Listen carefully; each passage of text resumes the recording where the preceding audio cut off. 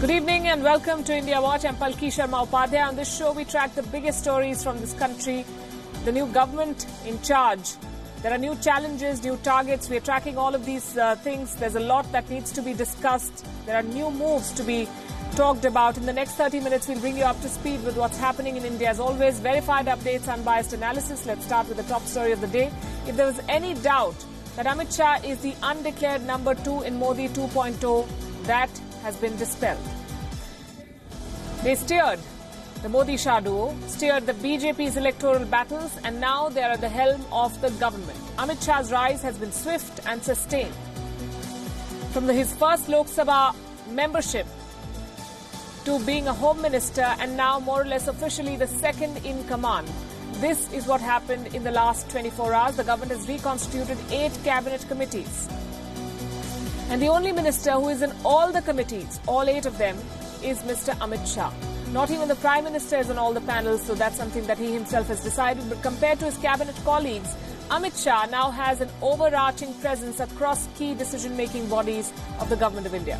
For perspective, let's compare him with others. Defence Minister Rajnath Singh is part of 2 committees, Economic Affairs and Security. There's a story there too, but we'll come to that in a bit. 2 panels for Rajnath Singh. 7 for Finance Minister Nirmala Sitharaman, and Commerce and Railways Minister Piyush Goyal is on 5 of these committees. Prime Minister Modi will chair 6 of these panels. In the other 2, Amit Shah will call the shots. That makes it a total of 8. The Cabinet Committee on Appointments has just 2 members. That's Prime Minister Narendra Modi and Home Minister Amit Shah. This panel appoints people in top posts. Any appointment at the level of Joint Secretary and above will now be cleared by the Prime Minister himself in consultation with Home Minister Amit Shah. This includes key bureaucratic posts like the Defence Secretary, Home Secretary, heads of intelligence services like the RNAW and the Intelligence Bureau. This arrangement pretty much tells you how high Amit Shah is in the pecking order of the Modi government. Now let's come to Rajnath Singh, which may actually be the biggest story of the 2. The role of Rajnath Singh has been substantially reduced in this government. As Defence Minister of India, he remains part of the Cabinet Committee on Security and Economic Affairs, but his name is missing from the all-important Cabinet Committee on Political Affairs. This is the top body that decides on all policy issues in the government. Rajnath Singh is not part of this panel. There's been a fair bit of suspense on Rajnath Singh, on his status. On the day of the swearing-in, he was the only minister missing when the Prime Minister visited Rajghat. A lot of speculation followed on his status, but the absence was blamed on poor communication. In the evening, Rajnath Singh was seated right next to the Prime Minister and took oath after him. So experts proclaimed him number 2 in this government. They said the minister who is sworn in right after the PM usually holds that position. The same minister usually presides over the cabinet and the Political Affairs Committee in the absence of the Prime Minister. Today's appointments leave no doubt who that minister is. It's Amit Shah, not Rajnath Singh. Beyond these changes, the Prime Minister has also set up 2 new cabinet committees, one on economic growth and investment and the other on jobs and skill development, and the PM will chair both of these. Amit Shah is in fact also going to move into the official residence, we are told, of Atal Bihari Vajpayee, the former Prime Minister of India. That is 6A Krishna Menon Marg in Delhi. That fits just with the importance of Shah in the current government and the party, of course, the BJP. Now to a bombshell from Kashmir. Separatist leader Asya Andrabi has links with the Pakistan army. That's according to reports in wire services. Andrabi is reported to have contacted Lashkar-e-Toiba and Jamaat-ud-Dawa chief Hafiz Saeed through an official in the Pakistan army. This officer is said to be a direct relative of Andrabi. An INS report showed that these details have emerged in the investigation against Asya Andrabi. The National Investigation Agency, the NIA, has been interrogating Asya Andrabi and a few other separatist leaders over the past few days. The NIA has been given a 10-day custody of these separatists. They are being interrogated in Delhi's Tihar jail. NIA sources say that the Pakistani official who has mediated these contacts is Andrabi's nephew. In fact, she's said to have many relatives in the Pakistan army, and she may have also used funds leveraged by her relatives both in Dubai and in Saudi Arabia to finance her anti-national activities in India. You may be aware that Asya Andrabi has a history of anti-India activities. She's the founder of the Dukhtaran-e-Millat, which is a separatist group. This group is part of the All Parties Hurriyat Conference. The Indian government has listed Duktaran-e-Millat as a terrorist organization. The group aims to separate Kashmir from India. Since 1992, Asiya Andrabi has been instigating separatism in the valley. She has supported fellow separatists like Masarat Alam. She's hoisted the Pakistani flag in Kashmir. She slaughtered a cow on camera to protest the beef ban in Jammu and Kashmir. In the past, she's been taken into custody by the NIA for allegedly waging war against India. Defense experts say that her arrest is a welcome move. Asiya Andrabi ने की वजह से कश्मीर के हालात बहुत बिगड़े हैं। इन्हीं ने वहाँ पे एक्सट्रीमिज्म और मिलिटेंसी को बढ़ाने में बहुत मदद की। अब ये भी साबित हो रहा है कि आईएसआई से इनकी फंडिंग आती थी। मैं समझता हूँ कि फर्दर इन्वेस्टिगेशन अभी चल रहा है उनका, हमें कुछ समय वेट करना चाहिए, पूरी डिटेल सामने आ जाएगी और उनको अगर ऐसा है तो उनको सख्त से सख्त सजा मिलनी चाहिए। I think it has been a very encouraging trend that Asiya Andrabi has been taken into custody. All the time, the people in Kashmir know that these are the people who are involved directly and they're working with the Pakistani ISI to destabilize India. For some reason, we have not taken action over the years. Now the government is taking very firm action, and I think the government stand needs to be supported. This is in fact part of the Modi government's stern action against separatism in the valley. The policy has been called muscular by the opposition parties. PDP chief Mehbooba Mufti recently tweeted that the use of brute force in Kashmir is ridiculous and naive. The National Conference went a step further. 3 days ago, the party branded the arrest of separatist leaders as harassment. This is harassment and arm twisting. This has been going on. It's not new.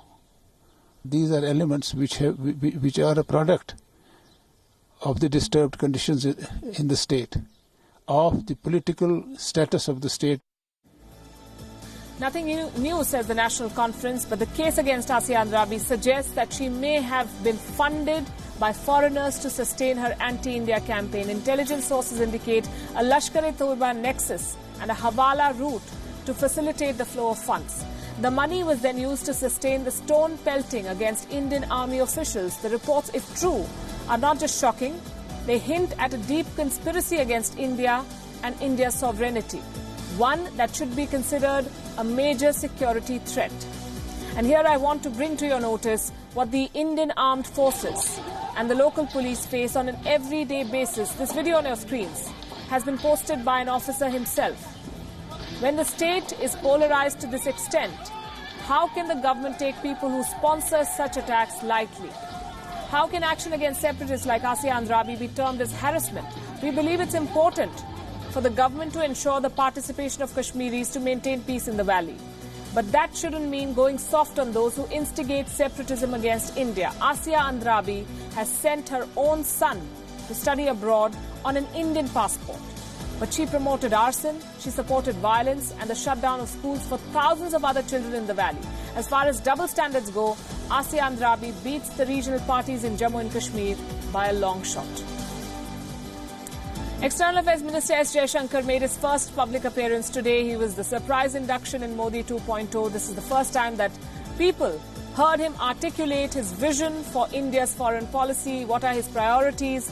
Why is there a renewed focus on India's neighborhood? And would you believe it? Nationalism and politics as well. Listen into what he said.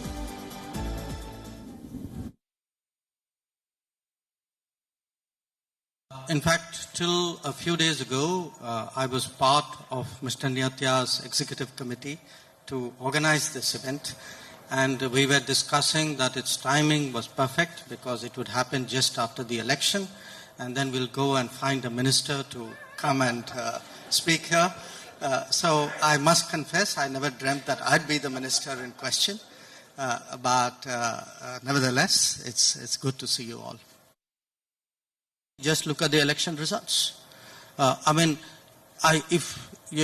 have analyzed what it's about, and it's very clear that a lot of the programs and efforts at giving hope, bringing change and giving hope to people at the lowest income level of this society has had a very profound impact. But at the same time, it's also I think if you look at younger demographics, you look at more aspirational expectations, I think those have also been met. I think there is today, if we want to propel economic change, I think there is a greater responsibility for Indian foreign policy today to focus on the external aspects of it. For example, one big responsibility today that we have in the foreign ministry is of project execution. Okay, we have lines of credit, we have grants, and project execution has a larger foreign policy, almost strategic significance. SARC has certain problems. I think we all know what it is. Even if you were to put the terrorism issue aside, there are connectivity issues, there are trade issues out there. What we are doing in a way, if you look, why were the BIMSTEC leaders invited for the swearing in? Because I think we see today an energy in BIMSTEC and a possibility in BIMSTEC and a mindset in BIMSTEC, which fits in with that very, optimistic vision of economic cooperation that I'm laying before you. The large majority of people in this country recognize that India's standing in the world has gone up, and more important, that this is something that matters to them. I think the assumption that somehow the masses don't care about what the world thinks about us is not true. The nationalism in Asia, for example, is a nationalism of confidence. These are of societies who are finding that year on year their prospects have improved. They feel that their views, their cultures, their concepts now need to get a fairer hearing than they did in the past. But there are nationalisms in other places which are actually nationalisms of insecurity, or nationalisms which are from a sense that there is stagnation, that there is quality of life hasn't improved. So the global balancing, in a sense, is driving the nationalism. The nationalism is driving the stress on globalization. In what can come as good news for borrowers for the third time in a row, the Indian Central Bank's Monetary Policy Committee today cut interest rate by 25 basis points or 0.25%. At the end of a three-day meeting, RBI Governor Shaktikanta Das also announced a second bi-monthly monetary policy statement for 2019-20. The RBI has also projected higher food inflation, meaning that the prices of food items are going up. The Indian economy is projected to grow at a rate of 7% in the current fiscal year. Earlier, it was expected to grow at 7.2%. Also, to promote digital transactions, the RBI has decided to waive off RTGS and NEFT charges. The decision has been to reduce the repo rate by 25 basis points and also to change the stance of monetary policy from neutral to accommodative.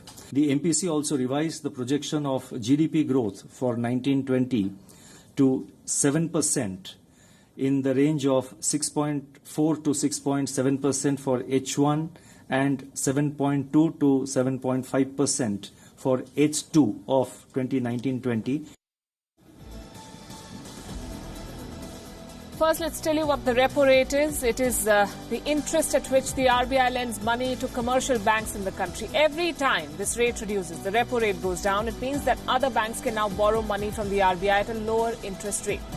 If these banks pass on the benefit to the consumers, customers, people like you and me, by reducing the interest rates on loans they offer, then all of us benefit. Customers end up paying less interest on loans, which means loans are cheaper. Personal loans, car loans, home loans, etc. get cheaper due to the reduction in the repo rate. But that will happen only if the banks decide to pass the benefit to the customers. Here's the other impact of this decision. It's a big boost to the industrial sector. Lower repo rate means companies can get cheaper loans. As a result, commodities become cheaper and consumers benefit again. But do bear in mind, so far Indian banks have been rather reluctant to pass on the benefits of a rate cut. We'll have to wait and see what they do this time. Let's turn down south. Telangana Congress is in big trouble. Out of the 18 MLAs the party has, 12 have written to the Assembly Speaker and they've said that they want to join the Telangana Rashtra Samiti, the ruling party, TRS. The Speaker has apparently given his consent for the merger. Now here's the thing. Under the anti-defection law of India, you need 2/3 majority to defect and not be disqualified. This group, 12 out of 18, meets that requirement, that 2/3 cutoff. It is being led by a man called G.V. Ramana Reddy. He's a Congress MLA. In fact, it's been raining woes for Telangana Congress. First, their numbers dropped from 19 to 18. One sitting MLA won the Lok Sabha election from Nalgonda, so he's out of the state picture. The strength of the Telangana Assembly is 119 MLAs. The breakaway Congress faction says it wants to work with the TRS government to help in the development of the state. Very well. So the Congress party in Telangana is reduced to 6, a strength of 6 MLAs. They will lose the status of the main opposition party in the Assembly to Owaisi's AIMIM. We're talking about Asaduddin Owaisi. His party, AIMIM, has 7 members in the Telangana Assembly, so they'll become the main opposition party. The Congress will have only 6. The TRS is 88 members. The BJP has 1. The Congress party is in complete disarray, in fact, and the effect is trickling down to its state units. Rahul Gandhi maintains that he has resigned from the post of party president, but he hasn't, in fact, relinquished the post. The working committee of the Congress has, quote-unquote, rejected that offer. The stalemate, or the state of confusion more like, continues in the Congress party. Now, a very relevant story for the economy and the people of India. The onset of monsoon has been delayed by 2 days in Kerala. Monsoon rains were set to hit the state today, but the Indian Met Department says the southern coast will get rains only by the 8th of June, sometime this weekend. In Delhi, the monsoon is likely to be delayed by 2 to 3 days as well. On the plus side, though, it is expected to be a normal monsoon. Normal rainfall is expected. Private forecaster SkyMet, though, is more hawkish. It is projecting a week's delay. Most parts of India are suffering intense heat, soaring temperatures without rains. The monsoon follows a pattern, though. It arrives in Kerala first, then that is around the beginning of June, and it retreats from Rajasthan by the end of September. A small onset delay has a domino effect in the rest of the country. It also impacts the economy, and that's something that we must dwell on. Yes, agriculture remains a major contributor to the Indian economy, so a weak monsoon or a delayed monsoon is likely to hurt the economy. But the share of agriculture in gross value added, GVA, has been steadily falling, and that is good news. During India's first 5-year plan, the share of agriculture in the economy in GVA, gross value added, was 55%. That's how significant agricultural income was. Today, it is 17.5%. In simpler terms, agricultural fluctuations will not hurt the economy as much as they used to. On a larger point, India's economy is increasingly less dependent on monsoons with every passing year. We don't have to look to the sky gods. But there are issues. Though the contribution of agriculture to the economy has fallen, the sector still employs almost half the total workforce in India, and that too needs to go down. And despite all the technical emphasis, more than 60% of India's farms still depend on monsoon rains for irrigation. And that dependence must also go down. If monsoons fail, the net farm incomes fall. And that sets off a chain reaction. It hurts the workforce, it reduces rural demand, it bleeds the entire sector.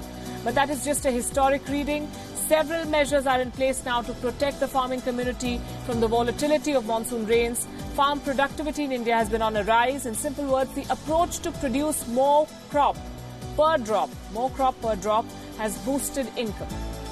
2. The Pradhan Mantri Fasal Bima Yojana, it is a crop insurance scheme, has covered more farmers than previous schemes.